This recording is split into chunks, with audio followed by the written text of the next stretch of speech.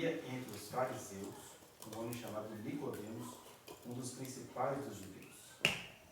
Este, de noite, foi ter com Jesus e lhe disse: Rabi, que é a expressão aramaica para mestre, né?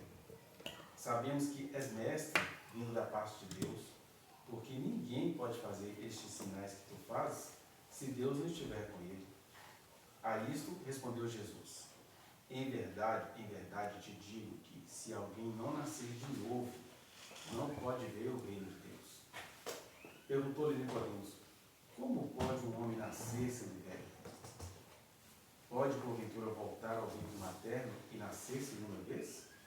Respondeu Jesus: em verdade te digo, quem não nascer da água e do Espírito não pode entrar no reino de Deus. O que é nascido da carne é carne, e o que é nascido do Espírito é Espírito.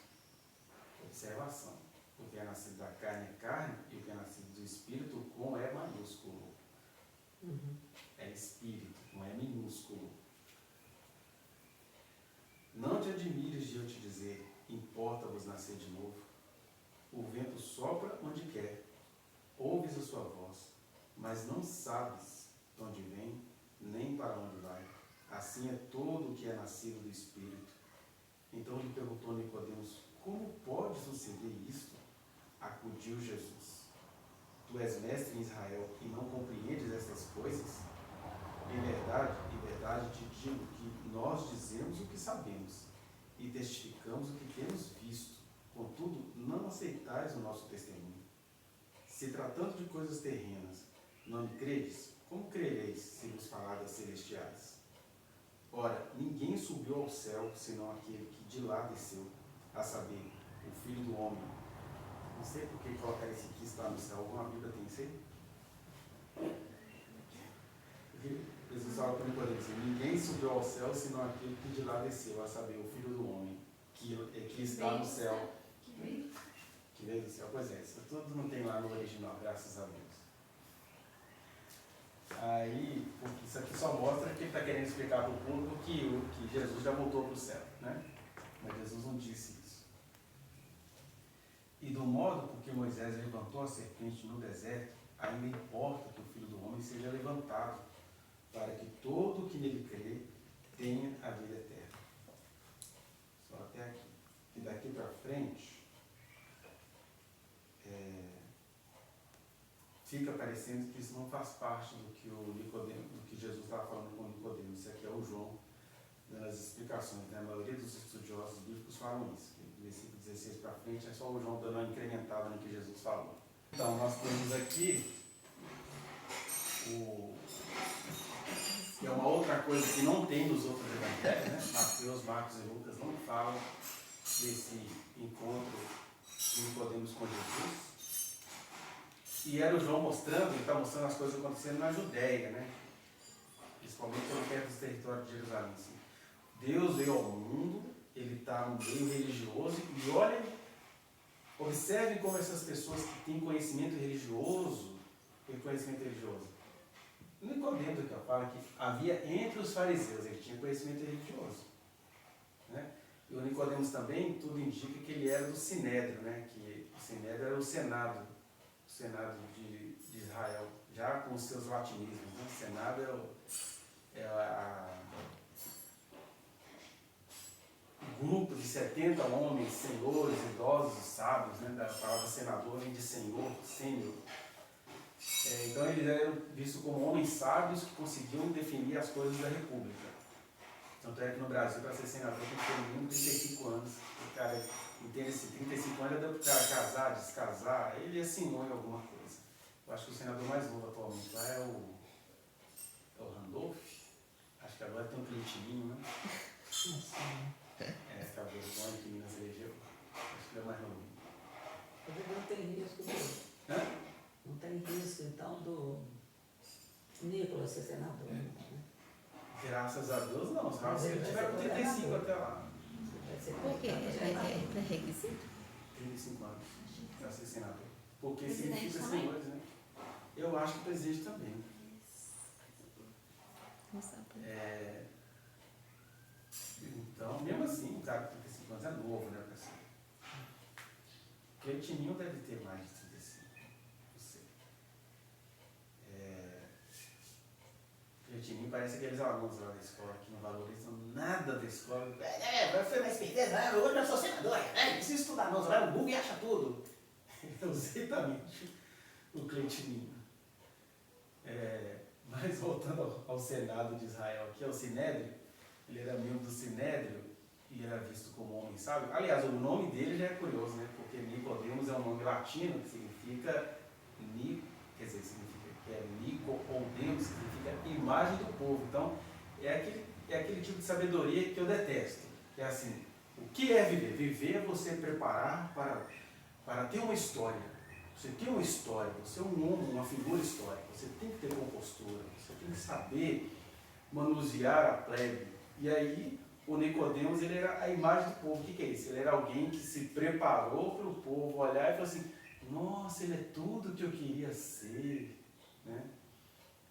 O povo olha para ele e vê os seus sonhos. Então, dentro ali das humanidades, ele era um cara considerado sábio, mas ele era só um estrategista, prudente. A gente vai ver no Nicodemos em outros momentos pontuais e gritantes no Novo Testamento. Tem um outro momento, por exemplo, que quando Jesus morre, o José de Arimateia empresta o sepulcro para enterrar, né, Jesus, e o José de Arimateia também era do Sinédrio, era do Senado. Ai, Jesus, ele era tão legalzinho, vai ser enterrado num lugar bom. Aí não emprestou não, né? Emprestou, a gente fica sabendo 3 dias depois, mas ele doou. Né? Ó, homem bom. Mas são esses homens bons assim que acode o cara quando ele está morto.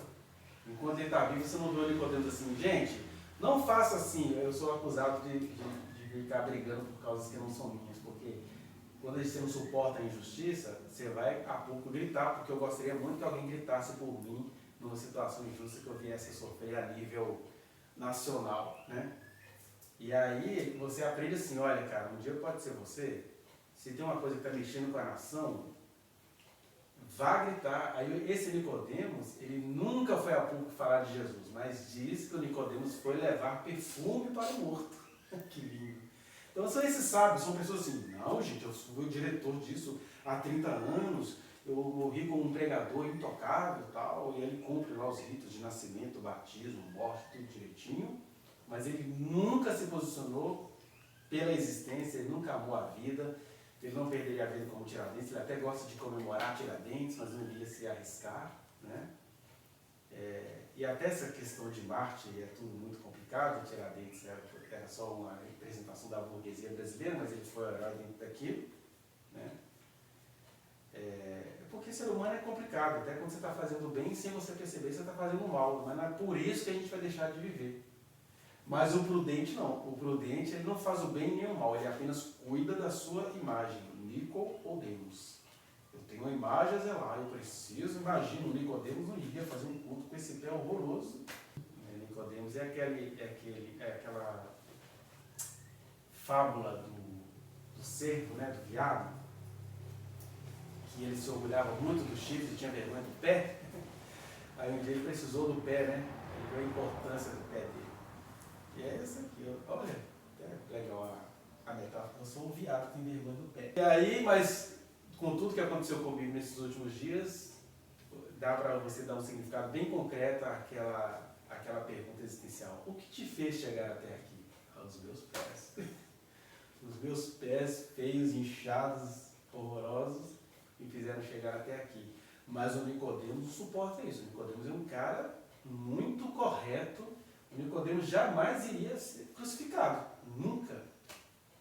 Né? Porque a gente fica adorando Jesus e a sua crucificação, a gente esquece que Jesus foi crucificado porque reputavam em coisas escandalosas. Né? Qual é a acusação? Ele se disse Deus. Mas também tem o todo da obra. Qual é o todo da obra? Ele era mentiroso, embusteiro, beberrão, comilão, só ficava na galera, ele era esquisito, estragava o culto, tudo errado, esse cara é todo errado. Nicodemos jamais seria acusado assim. Então ele era um homem sábio. E o que eu acho bonito em Jesus, que Jesus também, ele não pega no pé. Porque aqui diz o texto, o Nicodemos, ele foi... Aqui, ó, versículo 2. Este de noite olha só, ele era mesmo o cara da prudência. Porque quando um texto bíblico fala que alguém foi de noite ter com Jesus, ele está dizendo o seguinte: esse encontro precisa ser um encontro secreto, porque eu tenho uma imagem lá. Eu entendi que esse cara é Deus. Ninguém faz as obras que ele faz se Deus não estiver com ele, mas eu vou perguntar isso para ele à noite. E é à noite sem luz da CEMIG, sem poste. Né? Você vê que à noite, nos tempos bíblicos, ela era tão terrível que quando Jacó foi se casar, achando que estava se casando com a Raquel, ele se casou à noite. E aí o Labão deu a ele a Lia, que era uma menina que tem os olhos vesgos, né? E aí à noite ele não conseguia enxergar isso. Então à noite,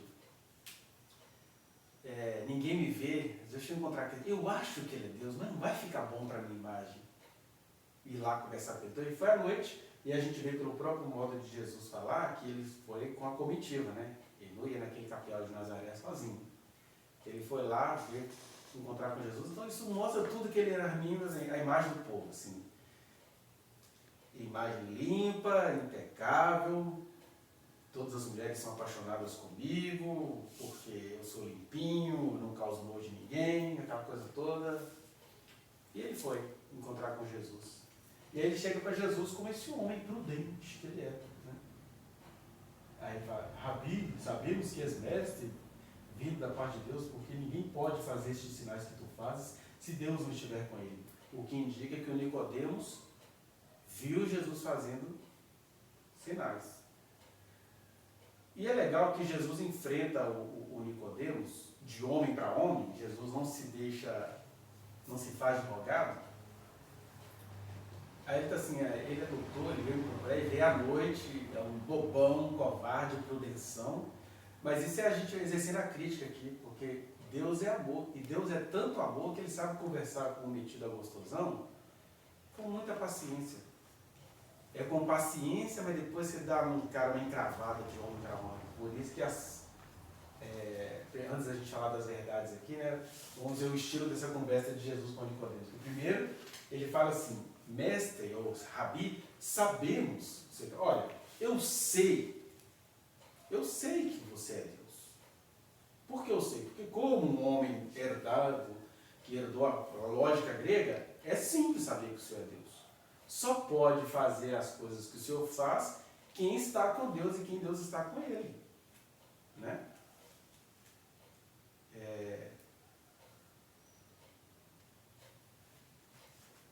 Como é que diz a música do Los Hermanos? Morena, tá tudo bem. Sereno é quem tem a paz de estar em par com Deus, diria Nicodemos a Jesus.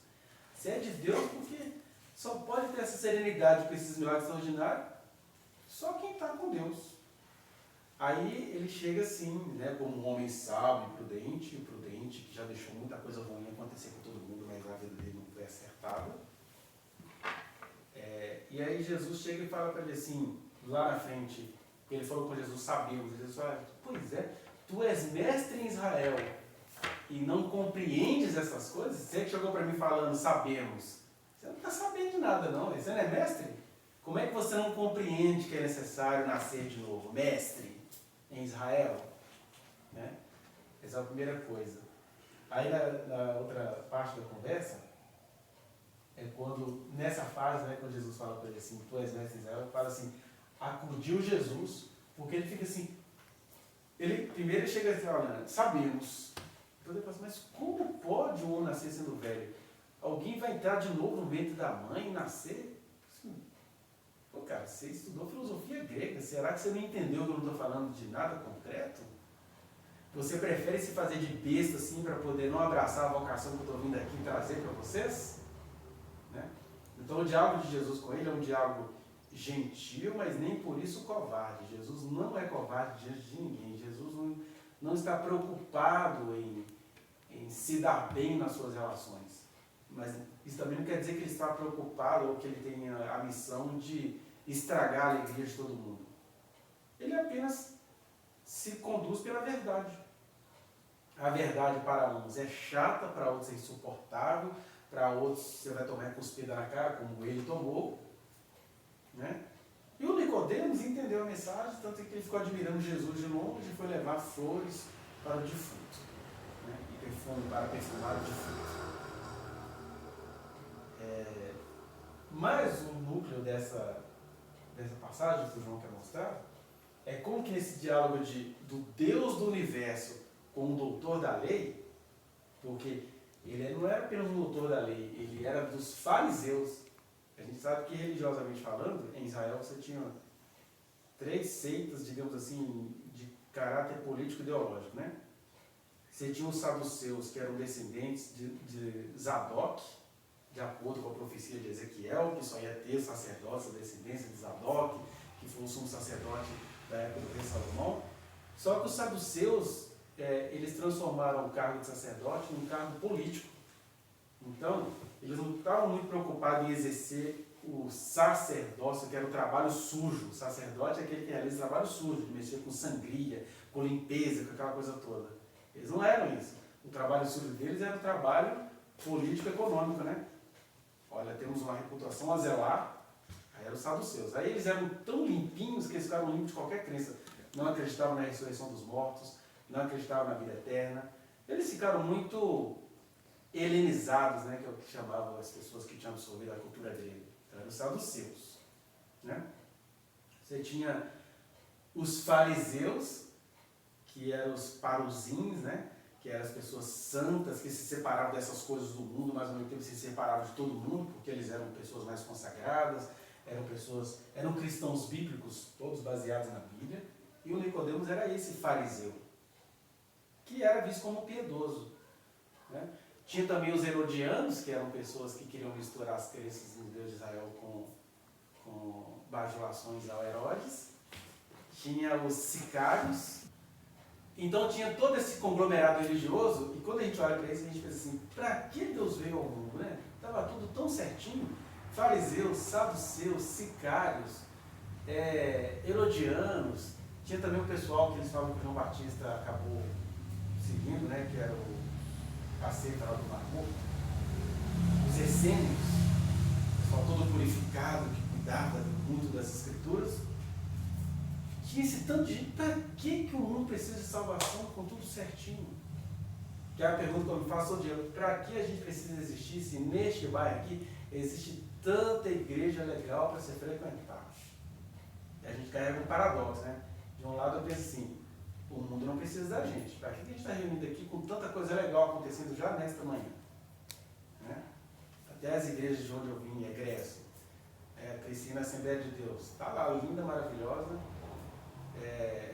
Depois fiquei 9 anos na comunidade evangélica Nova Vida aqui perto.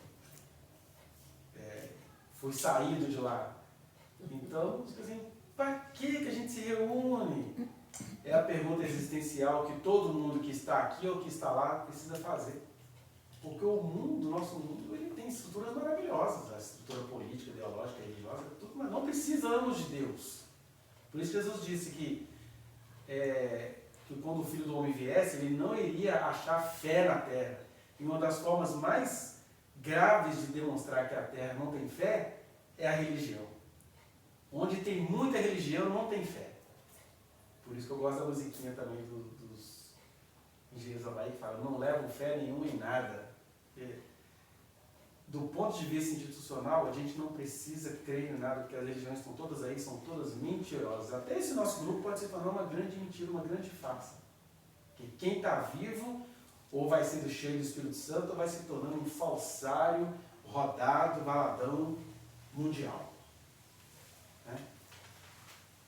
Então, não precisava desse mestre falando, né, de maneira que, eu lembrei de uma coisa que eu postei, acho que essa semana passada, que é uma tirinha filosófica que fala assim, como é que vocês não entendem que o céu é uma ilusão e o inferno é só uma ameaça?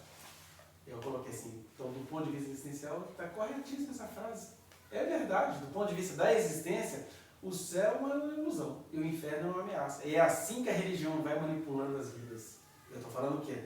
Do ponto de vista filosófico, humano e social. O céu é só uma promessa.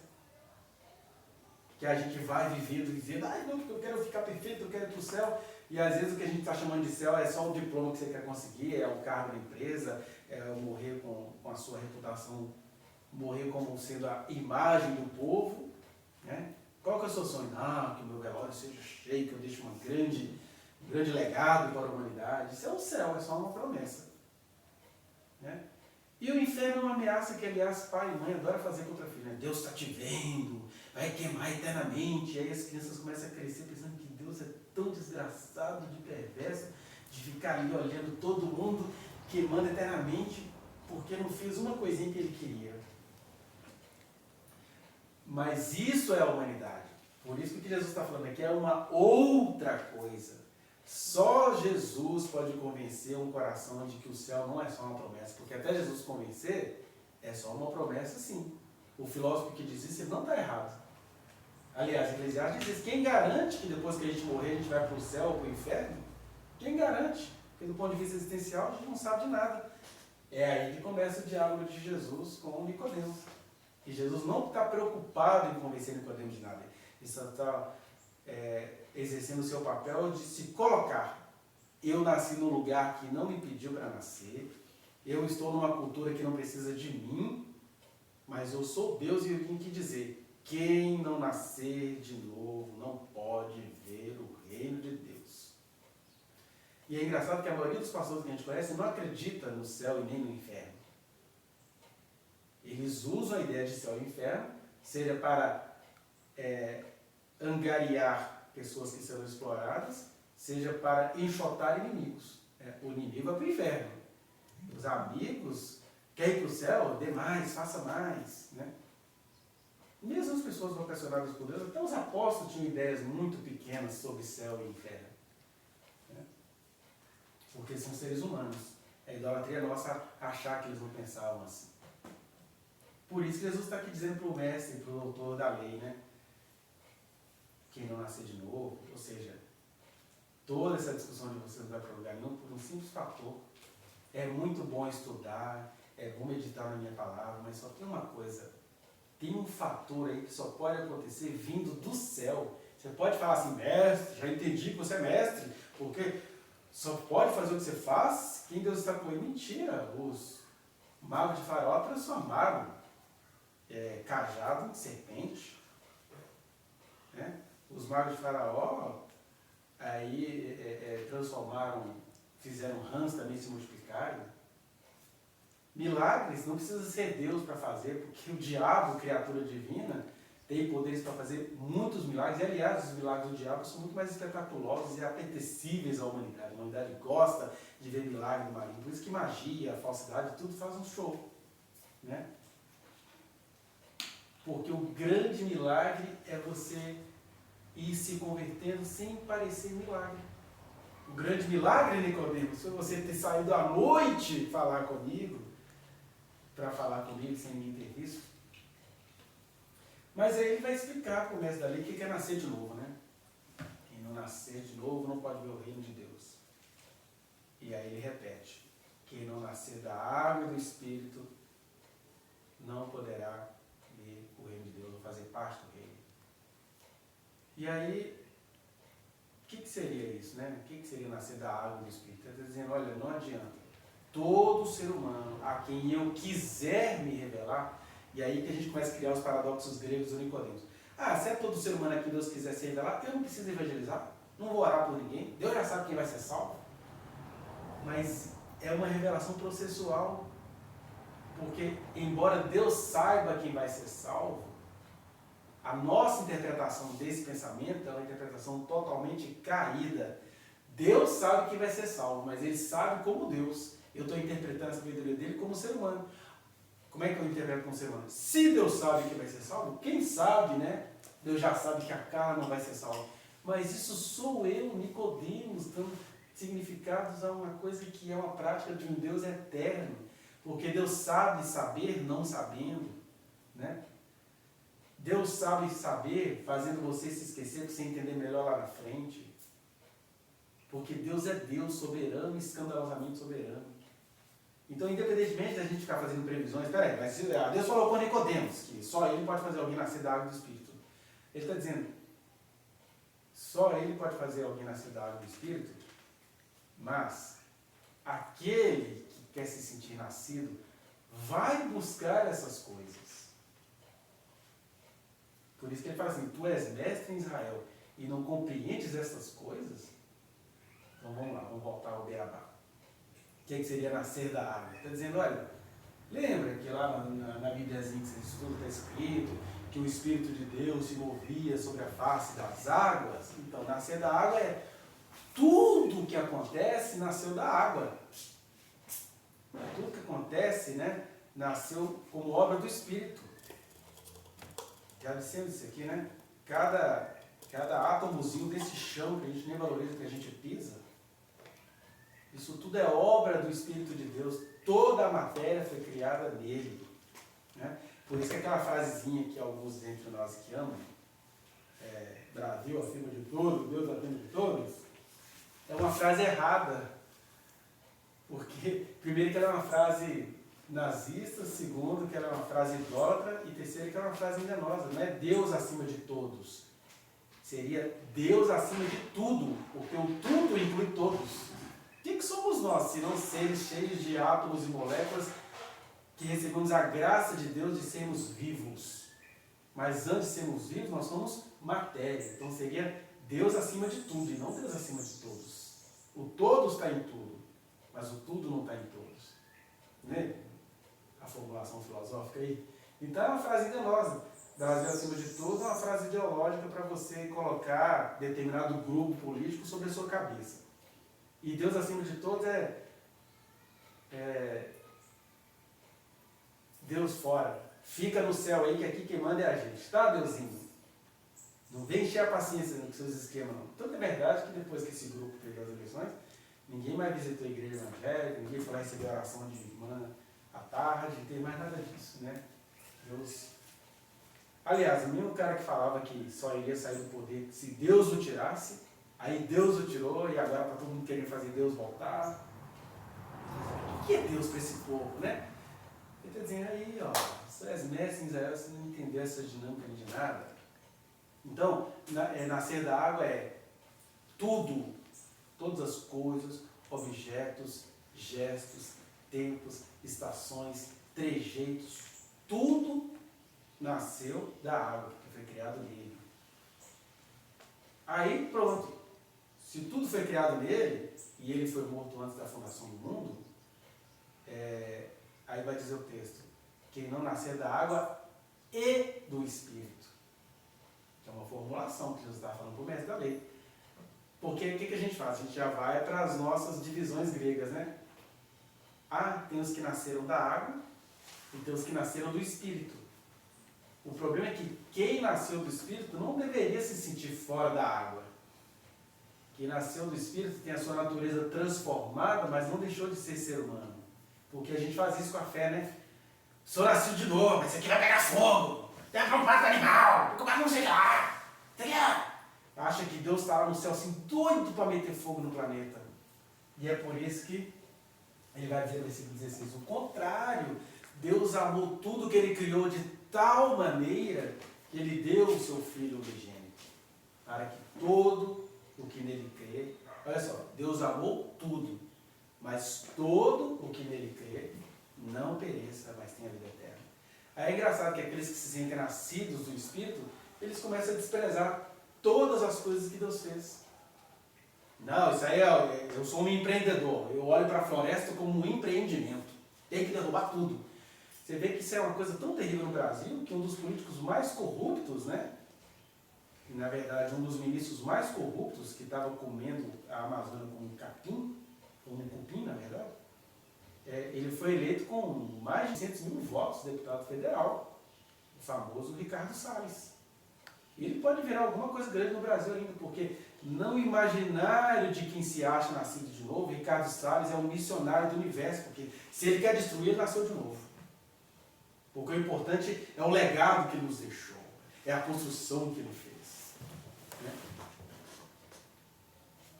Que uma coisa é o rei Salomão em 1000 a.C. Ter construído Jerusalém com toda a sua glória, e outra coisa é um Ricardo Salles no século XXI, com toda a ciência política, com toda a coisa que a gente herdou, de impérios que Deus ergueu, porque foi Deus quem ergueu os impérios. Ele professor para Daniel, que era ele que ia erguer a Babilônia, que era ele que iria erguer a Média e a Pérsia, que era ele que iria erguer o Império Grego, de maneira que, por trás da loucura de Alexandre o Grande, tem a mão de Deus ali, ó, você está sendo um ser humano gostosão, mas eu estou por trás disso, que a ciência vai aumentar, e a ciência vai aumentar por minha culpa, ou por minha graça. Né? E eu vou lá visitar essa humanidade no Império Romano, aquele império, né, de ferros e barros, que não tem lá muita sustentação. E aí, a gente pensa o seguinte, que se eu nascer de novo, tudo vai ficar para trás.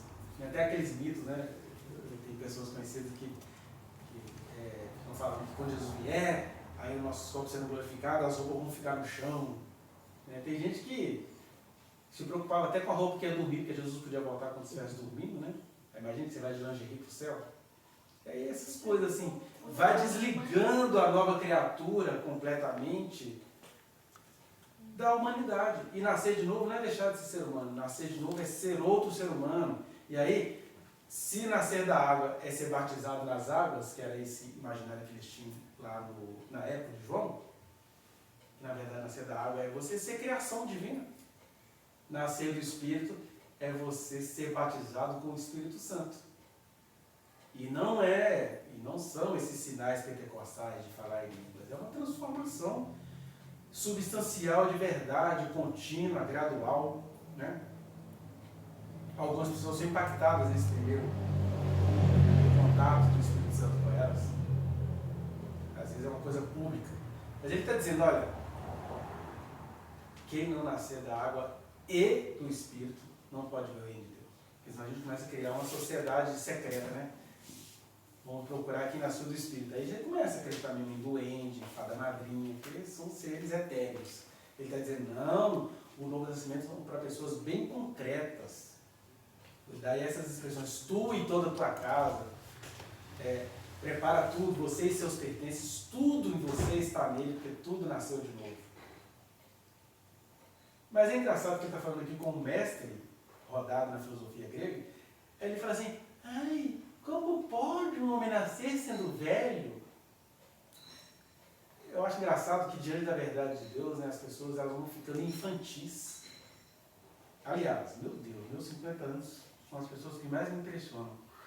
É gente competente que vira um bebezinho. Você tem aquelas coisas do Moisés, mas Moisés já tinha 80 anos. Eu disse, Moisés, eu vou te mandar para o Egito para você libertar o meu povo. Ai, Senhor, eu sou como uma criança. Aí o Moisés, tá bom, Moisés, eu vou pôr um Arão para falar, 80 anos. É a crise do Nicodemos. Quando você chega diante da verdade, a gente só vê coisas semelhantes a isso numa terapia. A pessoa está lá fazendo terapia com você, 10 sessões, 30 sessões, 60 sessões. Aí ela chega num ponto que vai ser a libertação dela. A pessoa está falando, apareceu uma coisa que ela não tinha pensado nisso. Aí você fala assim, geralmente a terapia acabou ali.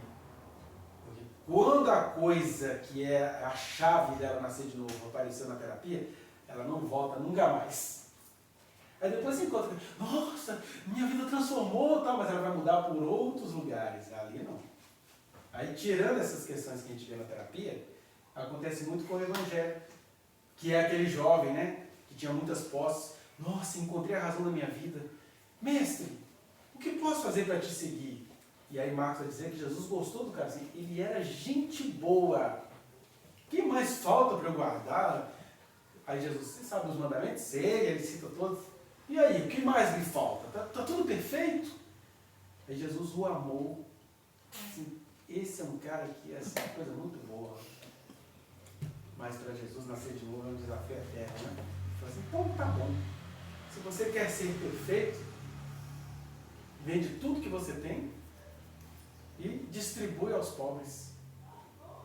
Aí pronto, aí o cara voltou. Então, quando o Nicodemos vem com esse assunto de como pode um homem nascer sendo velho, ele está dizendo isso que a gente faz. A gente coloca impossibilidades diante do novo nascimento. Deus chega para o cara assim, faz assim, senão você vai morrer. Faz assim, senão você vai ser abortado. Aí a gente fica doente na mesma hora. Por isso que ele chega e fala assim, olha, ainda que vocês fiquem tentando me dar rasteira para a existência de vocês, o que é nascido da carne é carne, o que é nascido do espírito é espírito, o que é nascido da carne é carne. O que é nascido da carne? O ser humano gosta de autoridade, de hierarquia, ou mesmo não gostando precisa, né? O ser humano gosta de conversas.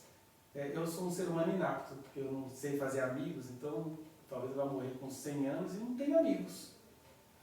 Porque eu sou um ser humano inapto.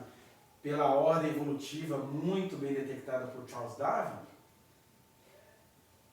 eu já estaria morto. Eu sou um milagre, porque sem amizade você não prossegue, né? Sem conchavo você não prossegue, sem a ginga da existência de você conseguir manter, você não consegue. Pode até ser que meu pé virou Édipo, né? Que Édipo significa pés inchados. Oidipos. O meu pé virou Édipo porque, no ponto de vista do inconsciente, eu estou mexendo com alguma estrutura que alguém fala assim, vamos atrapalhar esse cara. Não é nem isso é viagem de psicólogo, tá, gente? Mas tem. Porque o que nasceu da carne é carne. E como eu sou carne também, eu sou ser humano, eu estou imbricado socialmente, concretamente, politicamente, educacionalmente, algumas lutas suas interferem, né? E é claro que o que tiver de espiritual aqui vai ter que sair uma hora em nome de Jesus. Mas o que é concreto, a vida é assim. Você está andando, de repente vê um trem para entortar seus passos, para atrapalhar seus passos. Porque Jesus está dizendo, quem nasceu da carne é carne. Agora, o que nasce do Espírito é Espírito, significando o quê? Que as coisas espirituais que eu vou aprender em Cristo, elas não se resolvem carnalmente. Mas isso não é um convite para eu virar um Nicodemos. O que é o convite para eu virar um Nicodemos? Olha, eu sou nascido de novo, eu não vou levar ninguém na justiça. Não. Eu não vou levar ninguém, por exemplo, Jesus não precisava levar ninguém na justiça, ele teve uma missão muito curta aqui na Terra. Mas o Paulo, por exemplo, que teve uma vida mais longa, ele escreveu sendo preso. Quando ele apanhou demais, ele falou assim, olha aqui, cara, eu sou cidadão romano. Você bateu em um cidadão romano. Pronto, ele meteu medo em todo mundo. Porque, embora ele fosse nascido do Espírito, ele não deixou de ser carne ali. Apanhei como cidadão romano, vocês estão lascados. Justiça seja feita. E mesmo que a justiça não seja feita, é bom Roma saber que um dos seus cidadãos apanhou. Né? E isso sim é sabedoria. Que a gente usa muito sabedoria para se estabelecer, não sabedoria para fazer acontecer a justiça. Né? Aí, o que é nascer de novo? Alguém deseja nascer? Alguém desejou nascer da carne? Não. Assim também, ninguém deseja nascer de novo. Então Jesus está falando aqui com o mestre da lei sobre o mistério da existência. Alguém desejou nascer de novo? Não, gente. Nascer, existir e nascer de novo são obras infinitas da graça de Deus. O chato é que você não pediu para nascer, mas depois reclama de ter nascido. Né?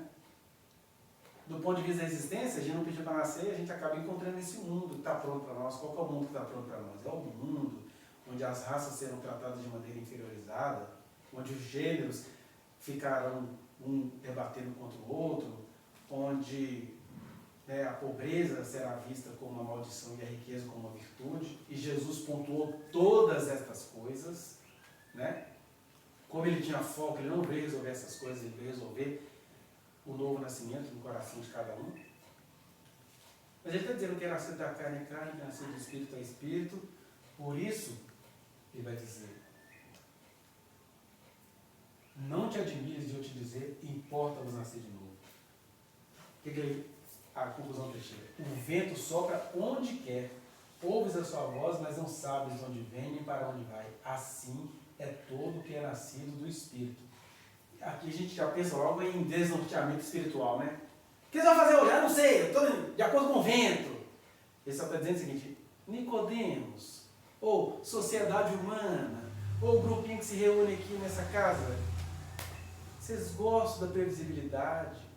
Mas olha só, o que eu estou falando aqui é de milagre. A humanidade está na minha mão. Eu faço o que eu quero.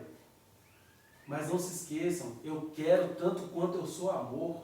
Vocês têm que aprender a confiar no meu poder, no meu amor e no meu humor. Porque quando a gente confia no poder de Deus, Deus não quer, né? Deus quiser, fica falando aquele se Deus quiser amargurado. Ou quando a gente confia no amor de Deus, é aquele amor omisso, né? Olha, nós somos salvos, cuidado, né? O Senhor vai ter que me proteger de todo acidente, não é possível. Mas quando a gente entende que Deus é amor, mas Deus é humor, aí você encontra a liberdade da literatura, da arte, né? Eu adoro as chargezinhas que ficam brincando com Deus, que não é brincar com Deus no sentido de banalizá-lo. É no sentido assim, eu brinco com aquilo que eu tenho respeito, né? Deus é muito engraçado. É só você olhar a sua criação, você fala assim, um cara que criou essas coisas, ele é muito engraçado. Aliás, os processos produtivos da natureza são muito engraçados, né? Quem vai ao zoológico ali, embora seja uma produção humana, vai encontrar com os mamíferos em período de reprodução uma coisa escandalosa, né? A dança das árvores machos para poder conquistar uma fêmea é um espetáculo da natureza. Você fala assim, mas olha só, eu creio em Deus que não é moralista, né? A vida está aí para ser vivida, as coisas estão aí para acontecer. Então Deus maravilhosamente bem-humorado. Então quando você confia no poder de Deus, no amor de Deus e no humor de Deus, você não vai confundir poder com autoritarismo, amor com protecionismo, com não deixar viver, e nem humor com banalização. O humor é uma coisa muito séria, né? E Deus é assim, e ele é o bem-humorado, não no sentido de estar sempre gargalhante. O humor de Deus está aqui, ó, com Nicodemos. Primeiro ele fala para o cara, sabendo, tu não sabes. Ele chegou para mim falando que você sabe. Você não sabe. Você não sabe nada, mas eu gosto de você. Depois, ele fala assim, você é mestre em Israel e você não entende essas coisas? Ele está de sarcasmo com o mestre de Israel, né? Então, esse diálogo de João, ou melhor, Jesus com o Nicodemos, traz para a gente esse tanto de coisas maravilhosas, de segredos, de que a nossa relação com Deus pode ser essa relação sem temor, mas que ela é resultado de um milagre. Que é um milagre que a gente não resolve ele aqui numa reunião, não. É um milagre que a gente resolve tendo vivência com Deus no dia a dia. Aí ele fala, em verdade, estou finalizando, tá, gente? Em verdade te digo que nós dizemos o que sabemos e testificamos o que temos visto. Contudo, não aceitais o nosso testemunho. Olha, isso que habita todos nós. Por mais que Deus se revele, que Deus estava ali se revelando a Nicodemos, ele está dizendo, vocês não aceitam o nosso testemunho. Eu estou aqui, ó, Deus em pessoa, mas você não acredita em mim. E aí ele fala, versículo 12, se tratando de coisas terrenas, não me credes, como crereis se vos falar das celestiais? E aí a gente pensa, o que seriam essas coisas terrenas e coisas celestiais? Quais eram as coisas terrenas que Jesus estava falando aqui para o Nicodemos? Porque a gente cria um outro problema espiritual aqui, né? O que é coisa terrena? A coisa terrena é ir para o clube depois do culto. Coisa terrena é não saber lidar com seus prazeres, vícios, dependência. Coisas terrenas é ir para o médico porque o seu pé está inchado.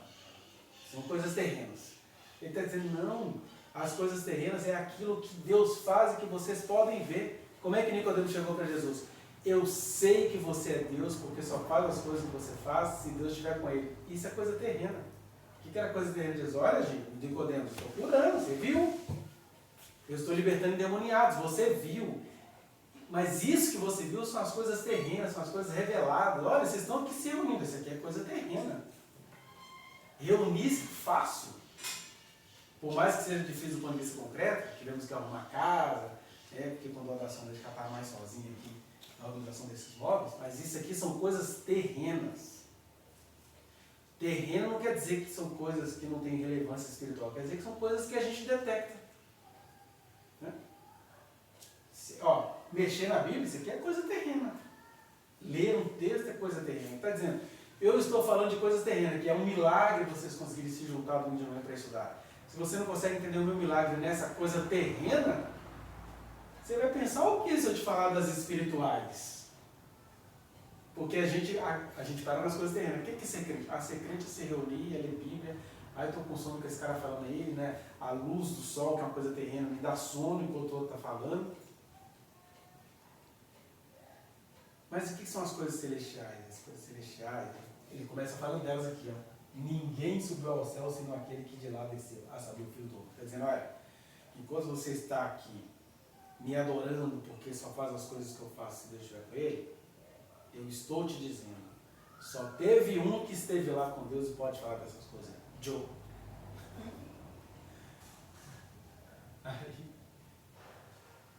Por isso que ele está se pregando ali para o mestre da lei. Isso é mestre. Então vamos ter uma conversa aqui de homem para homem, depois de Deus para homem.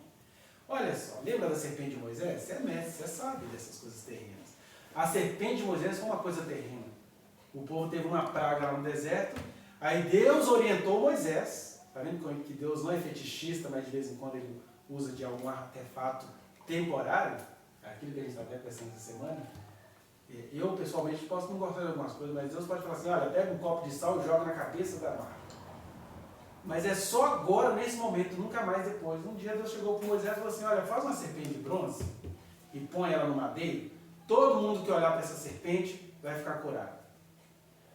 São coisas milagrosas? Sim, só que são coisas terrenas, porque é um milagre fugaz, passageiro. O que aconteceu? Israel guardou a serpente e eles começaram a adorar a serpente. Ai, Jesus! Aí já vi Astarote, já vi um monte de coisa, né? Aí está dizendo, assim como a serpente teve que ser erguida, para que em sendo erguido o povo olhasse para ela, qual é a coisa celestial? O Filho do Homem também terá de ser erguido, para que todo que o contemplar seja salvo. Ou seja, o que Jesus está chamando de coisas celestiais aqui? Esses absurdos que a gente não consegue entender. Alguém consegue entender que a glória de Deus é o que o seu único filho esteja crucificado, sangrando em pleno Império Romano? Isso é glória?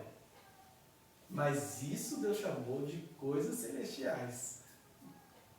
Porque não passa pelas nossas preferências humanas. Né? E diante desse mistério, que todo olho se arregale e toda boca primeiro se cale para poder adorar direito. Né? Dizendo, eu não entendi nada, mas eu sei que o Senhor é poder, o Senhor é amor, e o Senhor é muito humor contra a minha existência pobre e pequena.